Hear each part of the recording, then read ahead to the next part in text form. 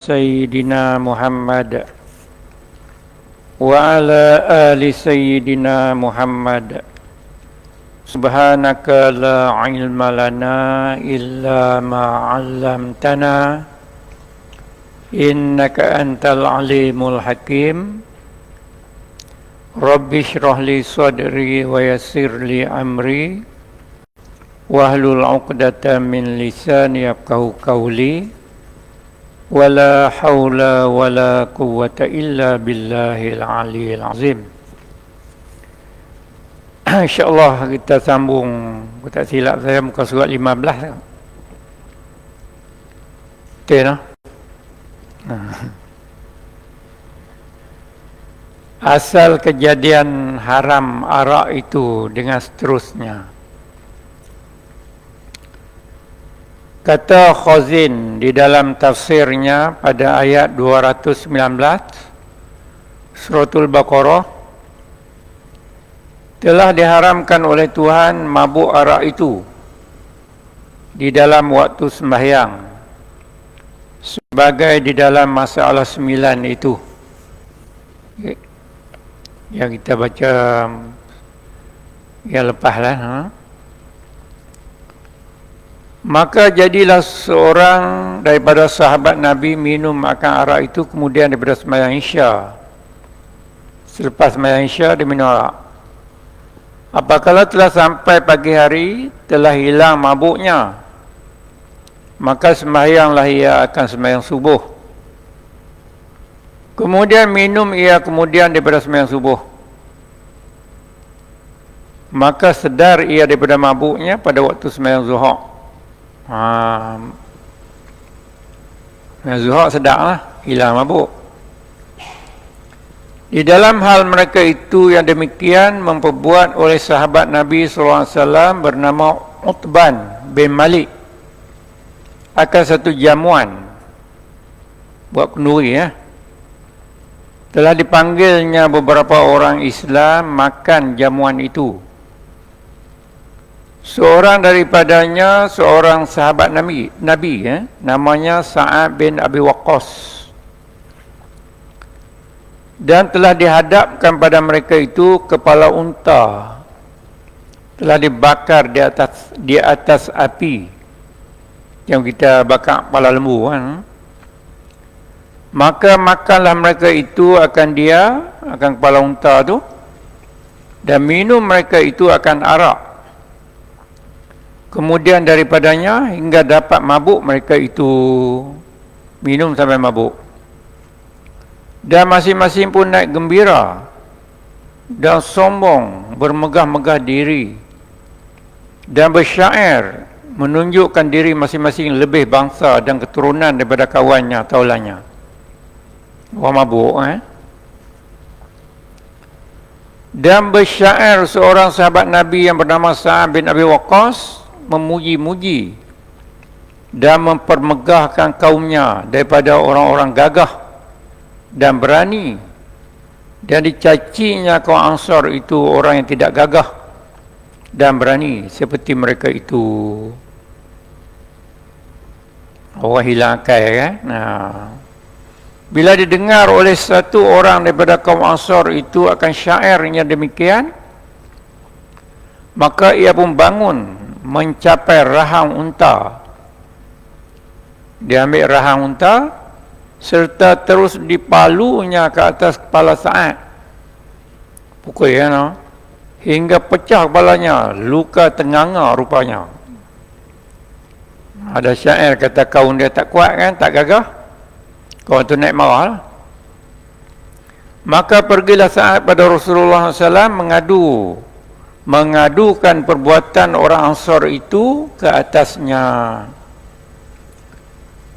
Dan Sayyidina Umar ada di hadapan Rasulullah SAW pada waktu itu. Masa Sa'ad main mengadu tu, Sayyidina Umar ada. Bila dilihat oleh Sayyidina Umar akan hal yang demikian itu dengan sebab arak, lalu ia pun terus berdoa kepada Tuhan. Punca tu arak lah. Sebagai kata Abu Isa Tirmizi, "Thumma qala Allahumma bayyin lana fil khamri bayana shifa'in. Kemudian berdoalah Sayyidina Umar katanya, ya Tuhanku, terangkanlah olehmu bagi kami pada hukum minum arak itu akan sebagai keterangan yang putus lagi menyenangkan hati. Itu doa Sayyidina Umar. Fanazalat allati fil ma'idah innama yuridu syaitanu an yuqi'a bainakumul adawata wal baghdha'a fil khamri wal maisir ila qawlihi fahal antum muntahun. Maka turun ayat 99 yang tersebut di dalam surah Al-Ma'idah, iaitu firman Allah Ta'ala, kira-kira maknanya hanya sanya dikehendaki oleh syaitan bahawa menjatuhkan antara kamu bermusuh-musuhan dan berbenci-bencian pada minum arak dan judi sampai pada firman-Nya, maka adakah sekalian kamu orang-orang yang berhenti? Tuhan sebut sebab arak, judi itu jadi benci-benci, jadi bermusuh-musuh. Dia turun ayat tu dulu. Dia tak haram terus lagi. Masalah ayat 91 surah Al-Ma'idah dan tafsirnya.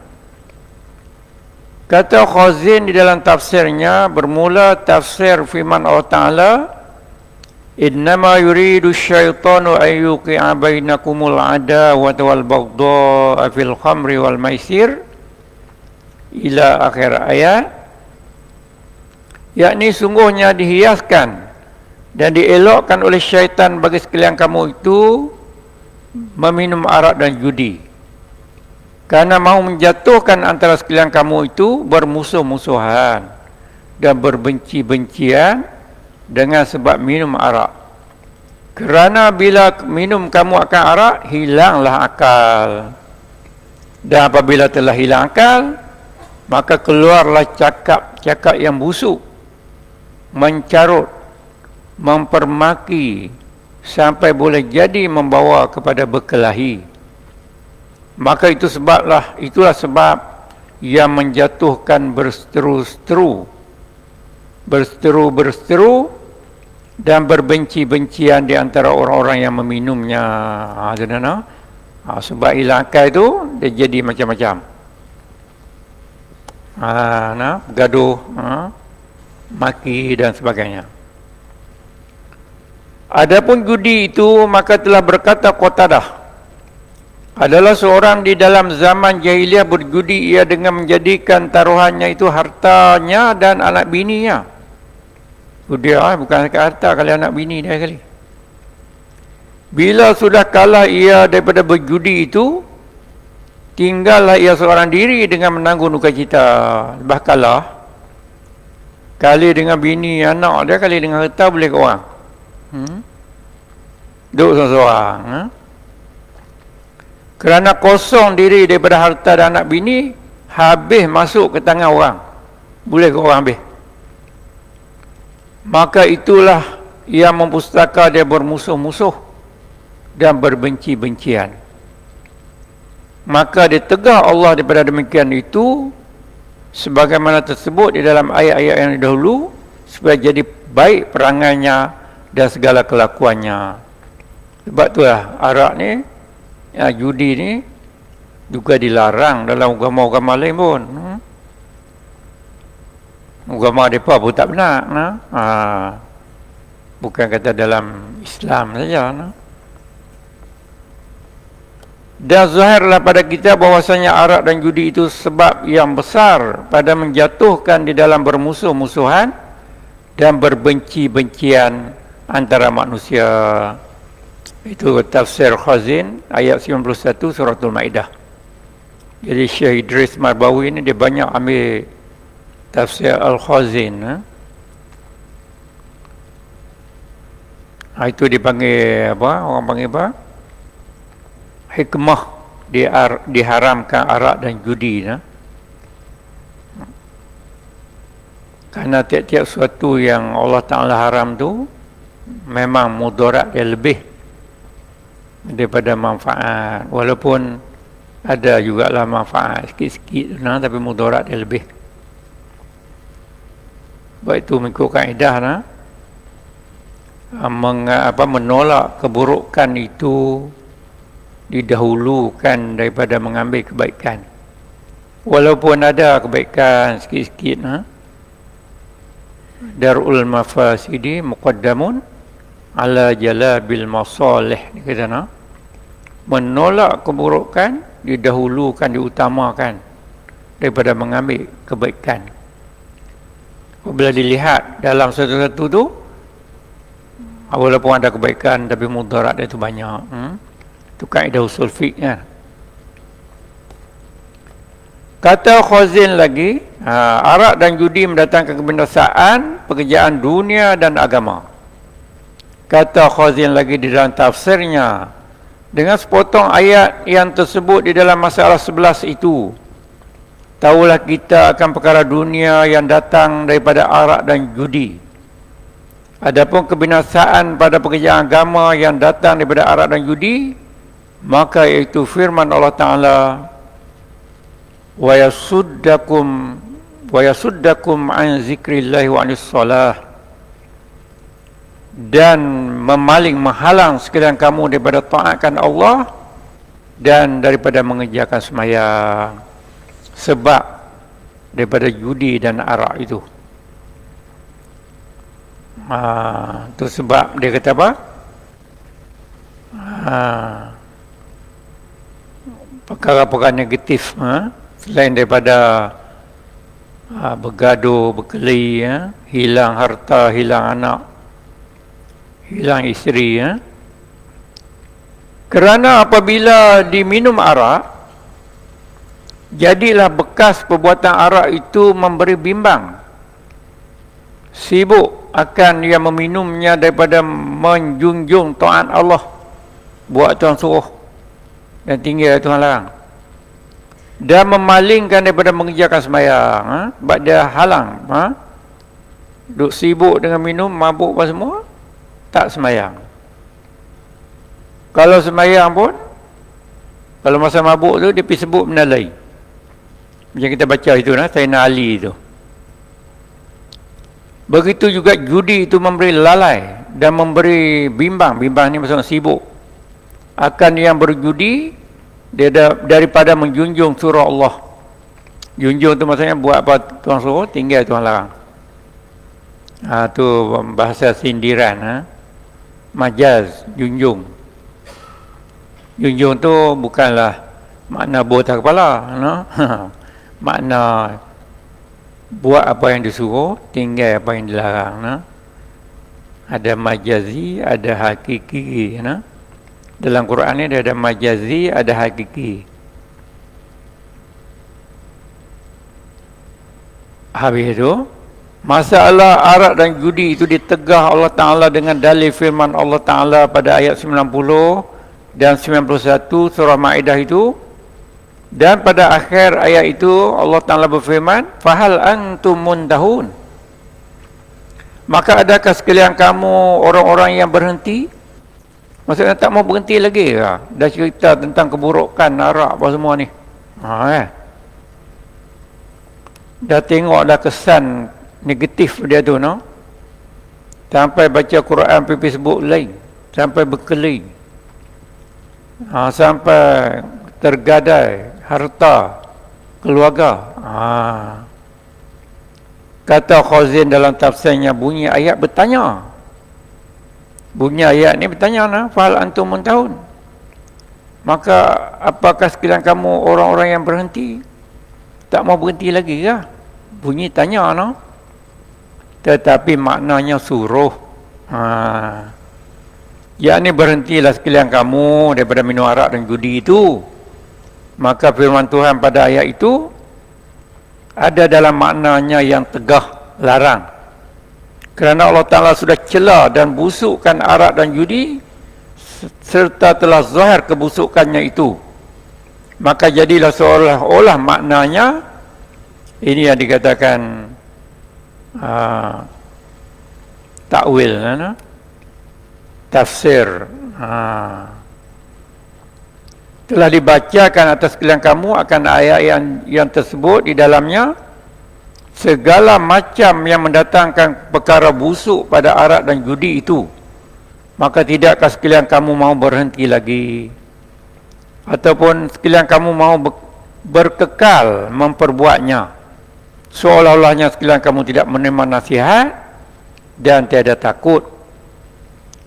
Kata Khazin, maka inilah ayat yang menunjukkan atas haram minum arak dan judi, kerana Allah Ta'ala menyebut serta arak itu dengan judi dan menyembah berhala dan membilang macam-macam kebinasaan yang berhasil dengan sebab keduanya, arak dan judi, dan menjanjikan kemenangan bagi orang yang menjauhkan arak dan judi.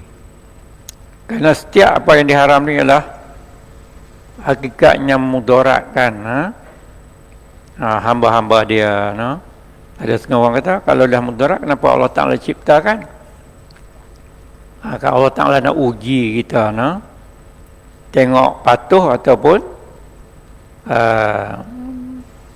derhaka, kan? Kalau dia katakan senang, kalau buat semua boleh, jadi tak ada ujian, kan? Allazi khalaqal mauta wal hayata liyabluwakum ayyukum ahsanu amala, kan? Walaupun dia tahu dah, dia uji itu pun setiap orang tu dia tahu dah. Ilmu Allah Ta'ala tu, takluk ilmu tu akan berlaku pun dia tahu dah. Malah setengah-setengah tu diwahyukan kepada Nabi, dan Nabi pun dah cerita dah hak yang nak berlaku tu, cuma masa dia kita tak tahu. Kan?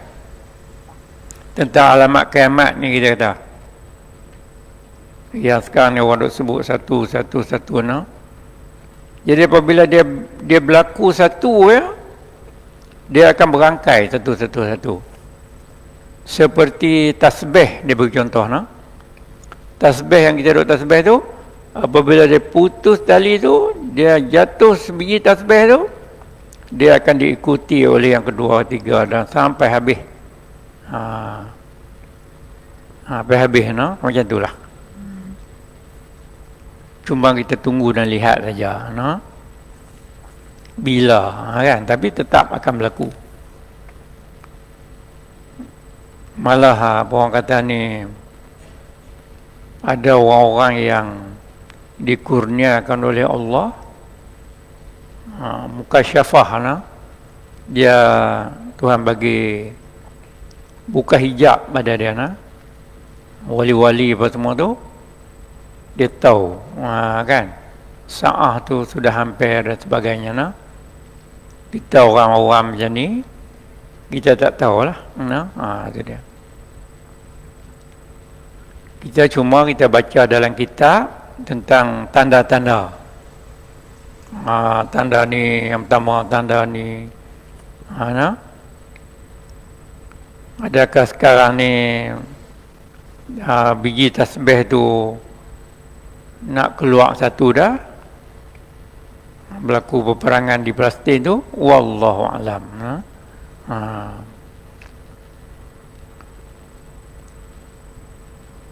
Masalah ke-14, berhenti kami, kata Sayyidina Umar bin Al-Khattab radhiyallahu anhu, tak kala didengarnya firman Allah Ta'ala pada ayat 90 dan 91 surah Maidah itu, apabila Tuhan kata fahal antum muntahun, Sayyidina Umar kata berhenti kami. Sebagaimana tersebut khabarnya di dalam hadis yang dikeluarkan oleh Abu Isa Tirmizi, kata Abu Isa, fadu'aya Umaru faquri'at alaihi faqala intahaina. Maka dipanggil orang akan Sayyidina Umar yang meminta terangkan perkara minum arak itu akan sebagai keterangan yang putus dengan firman Tuhan. Maka Sayyidina Umar pun datanglah ia kepada Rasulullah sallallahu alaihi wasallam mendengar wahyu turun itu. Maka dibaca oleh Rasulullah di atasnya bila didengar firman Tuhan itu sampai pada akhir ayat itu, fahal antum muntahun, artinya maka tidaklah berhenti sekalian kamu. Lalu berkata ya, intahaina, berhentilah kami pada minum arak dan judi, atau berhenti kami daripada meminta kenyataan yang putus itu. Kami dah faham dah. Sayyidina Umar kata ayat tu memang Tuhan suruh berhenti, Kata Imam Tirmizi, bermula hadis ini sungguhnya telah diriwayat daripada seorang bernama Israel. Maka hadis ini adalah hadis mursal dan diriwayat daripada Sayyidina Umar Ibn Khattab dengan sanad lain. Daripada itu lebih asah, lebih kuat daripada riwayat hadis daripada Muhammad bin Yusuf. Sebab para sahabat dulu, kalau kita baca sejarah dia, iman mereka tu apabila larangan dia serta-merta tinggal.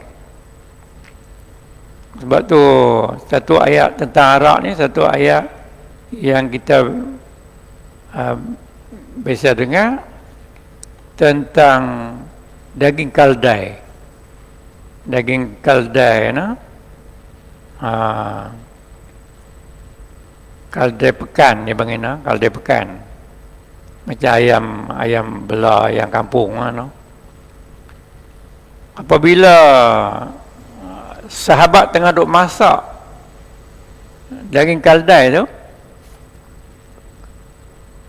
dah masak dah, turun ayat mengharamkan daging kaldai tu.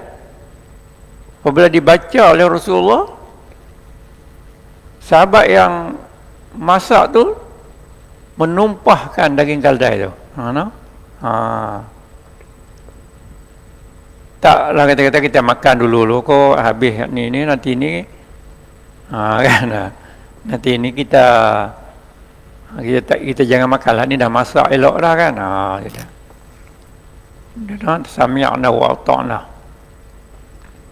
Sebab tu kadang-kadang tak tahu hikmah lagi pun dengar dan patuh. Mungkin buat masa sekarang kita tak tahu hikmah dia. Macam cerita ayat wa in tubdu ma fi anfusikum aw tufu yuhasibukum hillah itulah. Apa yang kamu luahkan, kamu zahirkan, ataupun yang sembunyi dalam hati, Tuhan hisab. Sahabat pada mulanya mengadu pada Rasulullah ya. Kalau dalam persoalan hati ini, kata-kataan hati ini, kami tak mampu ya Rasulullah. Kalau yang zahir ni kami bolehlah. Dalam hati ni dia kata macam-macam. Kadang-kadang kita kata ke ibu bapa kita dalam hati. Kadang-kadang suami kata dekat isteri, kadang-kadang isteri kata kat suami. Kata dalam hati tapi tak bunyilah dengan mulut kan. Kadang-kadang kita kata kat kawan-kawan kita. Macam-macam kata-kata dalam hati ni. Kalau main kira tu jenuh lah kita. Yalah. Kalau hak kata di mulut tu dia tulis tak apalah, dalam hati pun kata kacau. Kan? Tu yang kita dah baca dulu jilid 21. Tapi Tuhan tak turun lagi ayat dan menerangkan tentang ayat tu.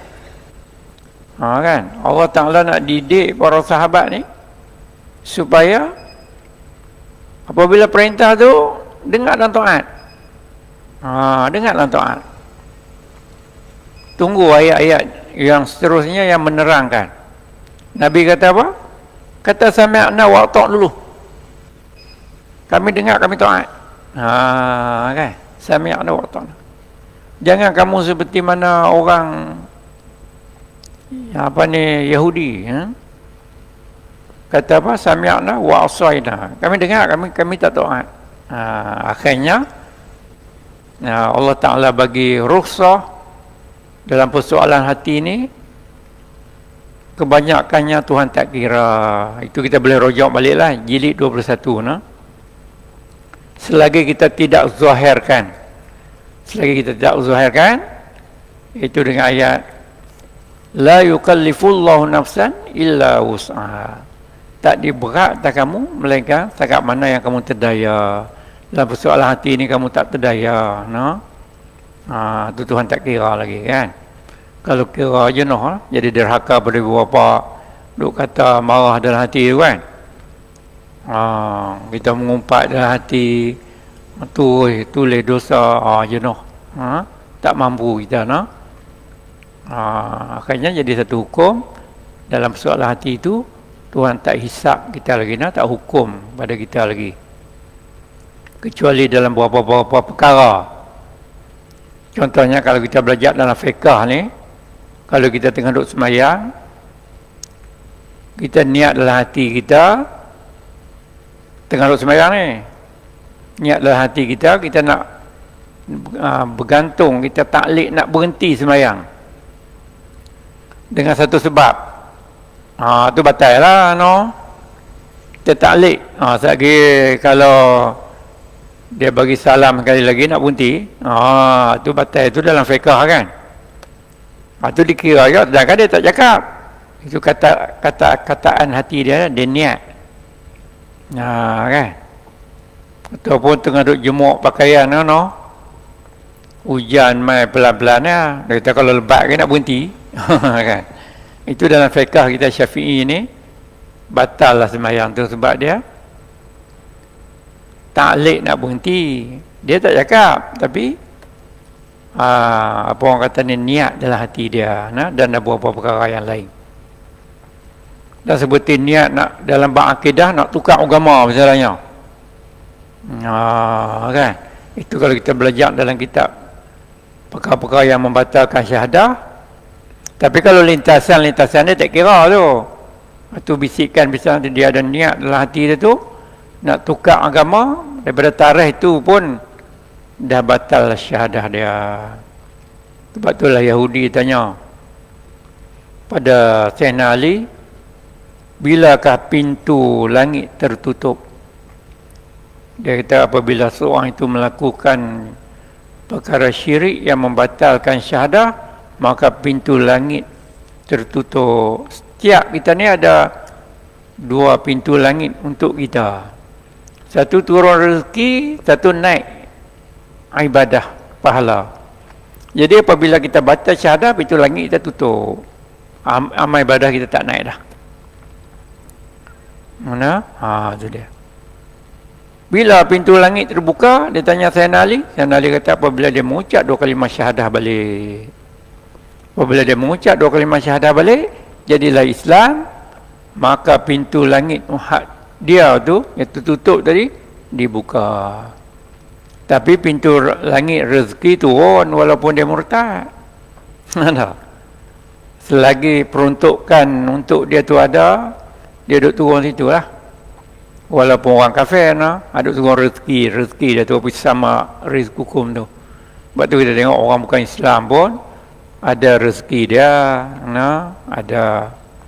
Karena setiap kita ni, dia tak habis peruntukan, seperti mana kita sedia maklum, dia akan hidup. Habis peruntukan, dia matilah. Peruntukan langkah, peruntukan makanan, peruntukan minuman, peruntukan oksigen. Semua kita ni ada lagi. Tapi baki dia banyak mana, tak tahulah tu. Sebab tak ada kad nak pergi jolok di bank tengok. Kalau ada kad pergi jolok tengok tu dia Oksigen ada sebalang lagi, tu dia. Tak pergi mana dah, duduk rumah dah.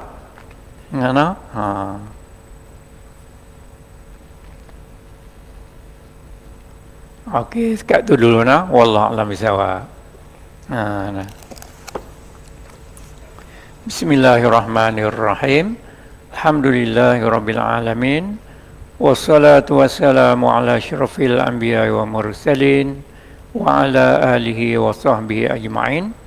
Allahumma afina fi abdanina, Allahumma afina fi asma'ina, Allahumma afina fi absarina. Allahumma inna naj'aluka fi nuhuri a'daina wa na'udzubika min syururihim. Allahumma baddid syamlahum wa farrij jamahum wa zazzil aqdamahum wa sallib alaihim qalban min kilabik ya qahar ya jabbar ya muntakim. Ya Allah ya Allah ya Allah. Allahumma ya munzilal kitab ويا مجري السحاب ويا هازم الأحزاب اهزمهم وانصرنا عليهم اهزمهم وانصرنا عليهم اهزمهم وانصرنا عليهم اللهم اختم لنا بحسن الخاتمة ولا تختم علينا بسوء الخاتمة ربنا آتنا في الدنيا حسنة وفي الآخرة حسنة وقنا عذاب النار والحمد لله رب العالمين. Assalamualaikum warahmatullahi